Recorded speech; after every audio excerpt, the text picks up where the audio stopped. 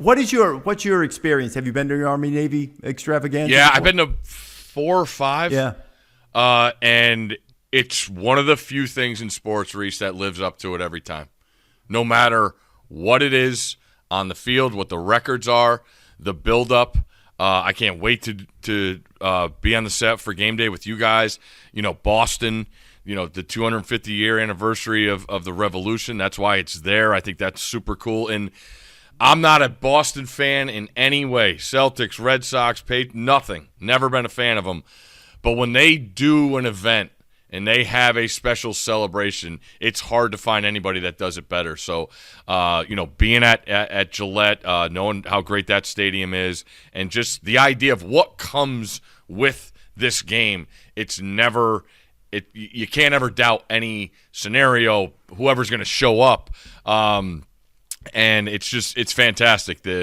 The idea of togetherness that everybody has in these service academies is switching to the idea of hate for one day is awesome. And, I got family at the Naval Academy now. I'm living in Maryland now. I've been down here a while.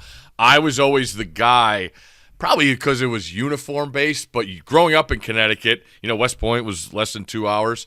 I was always the guy that rooted for Navy. I don't know. I think it was the uniforms. I like the Navy and gold better than the cadets, and I just always had an affinity. I grew up, we were fortunate enough to have some older guys in my town of Ansonia that were part of the Army, and as bitty basketball, Little League baseball, our all-star teams would go up to West Point and play. It's funny. I texted Jess Sims. She went up there to do a feature for us. In the gym that she's in, I played a basketball game, and I recognized it like nothing. And those memories are something I'll never forget, playing against, lieutenants' sons and stuff like that. So I can't be more fired up to end the season here. I think it's the perfect, we talk about all the stuff with the sport.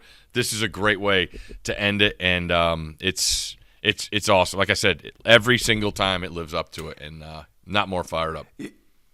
Not long after I came to ESPN, we have a guy who's worked in the research department, just a wonderful human being, tremendous at his job, man called Paul Kenny. And Paul's dad was a long-time SID in Army. And as Paul and I were working together in my early days at ESPN, even before I was covering college football, I was working on the car racing show. And before that, even the Sports Smash, Paul and I became friendly, found out, that, both loved college football. His dad worked in Army and or had worked in Army. And so in 1998, Army was playing that undefeated Tulane team. And it so happened that I didn't have to work that Saturday, and Paul graciously took me to West Point to see everything that weekend and to see the game. And sitting in Michie Stadium and looking out and being able to see the Hudson and think, man, Blanchard and Davis and Pete Dawkins, and all those, they played down there. And, just the setting was so pure and throwback. And while it is certainly different playing in the NFL stadiums in which Army and Navy play in now, the atmosphere for it's cool. The game day in the morning is great, with the Corps and the Brigade showing up, or so many of them showing up.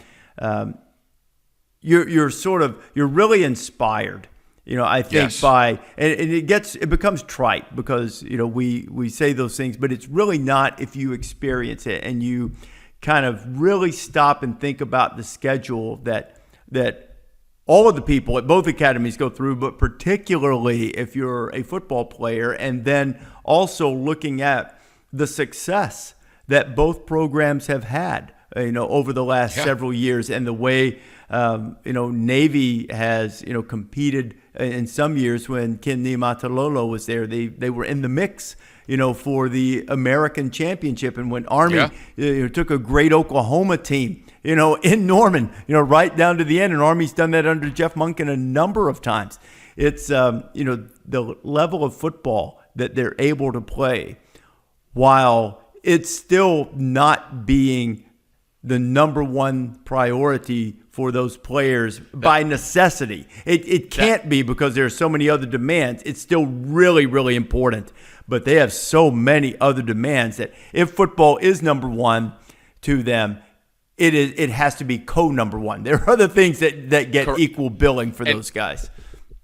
And that's the thing here in this college football world we're in, Rece. You got 5 stars, going on visits and choosing a school. These guys playing in an Army-Navy game chose this. And for many of them, it was their first choice. That's all you need to know about the type of person that that lines up Saturday. It's a different person. It's a person I just respect the hell out of. And you talk about being inspired, exactly, because you think about the choices these guys made when in a spot where you do have a choice, and this is the road these guys have taken. Hats off. Like that it doesn't get any more stronger than that. Now, you said that you have an interesting proposition resulting from the Army and Navy game. What have you got there? So plenty has been made of the over-under, right? And now we are in Iowa territory with this game, with a total being posted of 27.5. The line actually moved up this morning. Army is -3 now. But I will ask you, do you want to take the over or under on first half total points? And that number is 13.5. 13.5 first half points? Yes. I'm going to take both teams combined. I'm going to take the under. Okay. I mean, that would be, I'm trying to think of the score. That would be 7-3, 7-6. That feels right. 10-3 would get me home. The half. I think the half is big because knowing this game and seeing it so many times, the idea of avoiding a big play, you have to do it. And like 2 years ago at MetLife, Navy busted, I think it was second or third play of the game, touchdown. That changes the whole thing. And if you could ever go up 2 scores, and then it's a whole different animal. But that, and then in the red zone, where these guys get their first downs inside the red zone is so key between holding them to 3 or ultimately giving up that 7 that both teams are not fit to overcome multiple of those. So it's just fascinating. Just lining it up and how fast it goes. I mean, that clock, you look up and never feels like it stops with those guys wanting to churn the legs. And the idea of just how familiar they are with each other obviously factors into everybody loving to bet the under in that.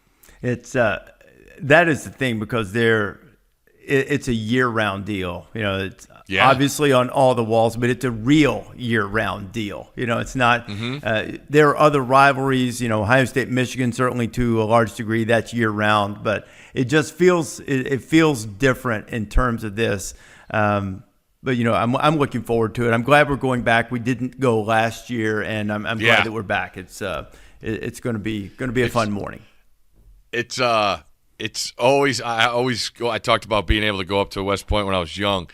I think, what's the high platform in the pool that's not the springboard? Is it like the high one? The platform. You mean how high is it? I think it's 10 meters. Yeah. It's 10 meters. 10 meters? I think, yeah. Whatever that high one is, we had the chance to go off of that, and guys are jumping off the springboard doing flips. We're 13, 14 years old, and I asked if we could go up to the top, and this is before I knew I was afraid of heights. And you found out then? You're up there, and you literally look down into this giant pool, and in the bottom of the pool, what does it say? Beat Navy. Yeah. And I said, we could go up there and go off of that, and the commander was like, "You're in West Point. You could do whatever you want, boy. You got inside the walls. You can do whatever you want." So sure enough, we all jumped off. And like I said, it's just stuff you never forget. But yeah, it's awesome to see the different places where it says beat Army or beat Navy on either campus. Both campuses are just incredible. I get over to Annapolis whenever I can just to walk around. It's that special of a place to me. So we'll take it up to Boston and we'll figure it out.